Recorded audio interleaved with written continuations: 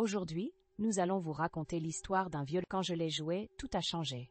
Les ombres se sont allongées, les murs ont semblé vibrer au rythme de la musique, et une froideur indescriptible a envahi la pièce.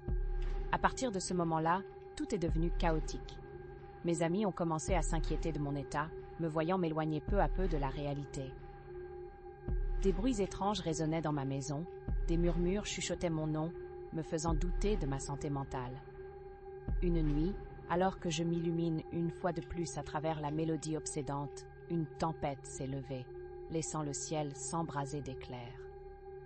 J'ai senti une force me pousser à jouer encore et encore. Enjoué par la mélodie, je ne savais pas que j'invoquais quelque chose de bien plus ancien et malveillant. En jouant, j'ai ouvert une porte entre notre monde et un autre, un endroit où des entités anciennes hantaient des mélodies oubliées.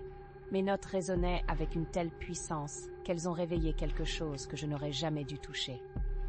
Les murs de ma maison semblaient se rétrécir, le sol vibrait, jusqu'à ce qu'une figure apparaisse à l'entrée de la pièce, s'illuminant d'une aura d'ombre. « Ne joue pas cette musique », a murmuré une voix, glaciale et sourde, mais qui semblait pourtant résonner en moi sur la mélodie. Elle m'appartient. Une peur panique m'a envahi, alors que je réalisais que chaque note m'entraînait vers une infinité d'obscurité. Mais je ne pouvais pas m'arrêter. Mes mains dansaient sur les cordes de façon autonome, comme si l'entité prenait possession de moi. La musique a pris une tournure chaotique, les murs ont commencé à se fissurer et le sol a vibré de plus en plus rapidement. Je me suis mis à jouer d'une frénésie incontrôlable. Soudain, un cri déchira l'air. Un souffle glacial s'est abattu. Tout s'est soudainement arrêté. À ce moment-là, je n'ai eu d'autre choix que d'affronter cette entité qui se tenait devant moi, la porte entre nos mondes à ses pieds. Je me suis concentré et j'ai joué une mélodie différente, une antithèse à celle qui avait ouvert cette brèche. Je l'ai appelée la mélodie de l'aube, un chant d'espoir altéré à la tension qui pesait sur mes épaules. L'entité a commencé à reculer, se contorsionnant dans une danse étrange de rage face à ma détermination.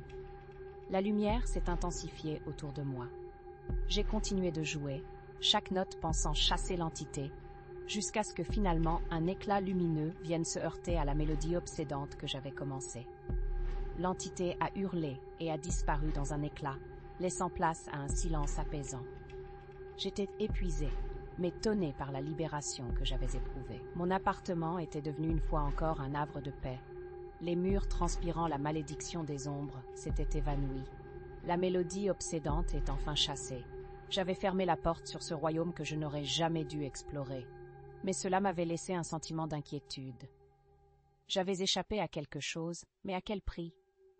Les ombres avaient peut-être disparu, mais la mélodie de minuit restait à jamais gravée dans mon cœur. Ce soir-là, j'ai compris que certaines musiques n'ont pas leur place ici.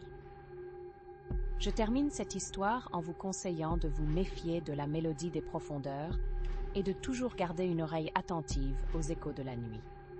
Car il y a des mélodies que l'on ne devrait jamais essayer de jouer. C'est à partir de cela que je compose désormais ma musique, avec prudence et respect pour les ombres qui peuvent vagabonder dehors, hantant chaque note et chaque silence. La mélodie de minuit appartient à ceux qui s'attaquent à la nuit sans savoir ce qu'ils déchaînent. Souvent, il vaut mieux ne pas écouter les murmures du passé.